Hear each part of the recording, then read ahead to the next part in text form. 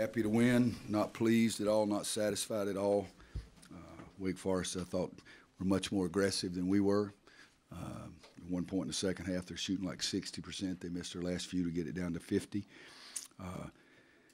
15-5 on fast break points. We were supposed to be a fast break team. It was not a great positive message to them in the locker room because, by golly, we got to play smarter and we got to play harder.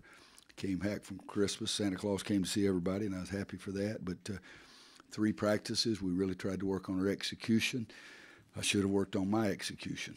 You know, that old joke about, Coach, what do you think the execution of your team? And the guy says, I'm in favor of it. That's about the way I feel right now. As we did not have the intensity level that Wake did. We didn't use our brain. Some of our best players, Joel and Luke, turned the ball over crazy down there. Joel drives it in, turns around, throws it back to the center line to the Wake Forest player. Goes up to lay it up and throws it out of bounds. Luke throws it over over Andrew's head, excuse me. So I jumped on Luke. I said, that's great. You got 17 and 15, and I didn't think you played worth a darn. That means I've got high standards set for you. Joel Berry, 16. I've got high standards for you. I didn't think he played worth a darn. But I told Danny, and I really believe it, we were the lucky team. We weren't necessarily the best team, and we darn sure wasn't the best coach team out there today.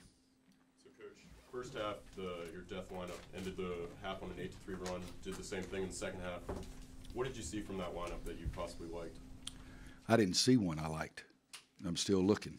So I don't know which one you're talking about, but we went with experience more at the end. Cam was the only non-returning player that we had out there at the end, just for more experience, try to do a better job defensively. And we started switching 1 through 5 to see if that would help us the last 4 possessions. Well, but I mean, just think about this. It's 2 minutes, 155, 159, 159. It's talking about a must stop. We got to get a stop if we want to win the game. So they shoot the ball and miss it. And we have Joel Berry and Kenny Williams, 2 veterans, stand there and look, and their guy comes running right behind them and goes and ties up, jump ball, and it's their ball. I mean, so, yeah, I wish I had a lineup that I liked today because I did not see one out there. Roy, you mentioned that the shooting percentage for Wake in the second half is at 60 point at one point. They shot 30% in the first half. Yeah. What was the difference in shooting percentage first half, second half for them?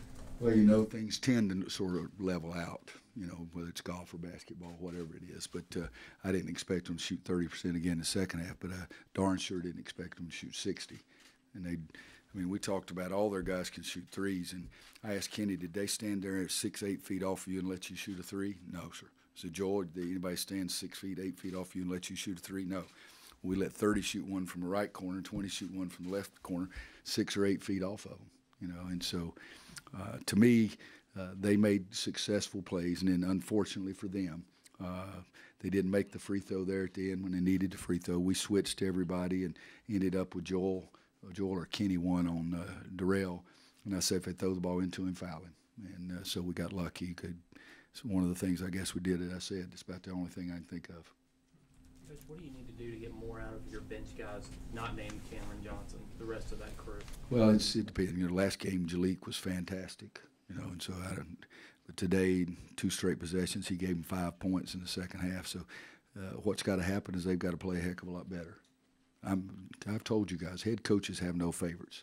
I do not care, but by golly, when you get in there, you're supposed to play well. If you don't play well, bring your butt on over and sit down with me. And Cam's the only one that got in and did the thing off the bench.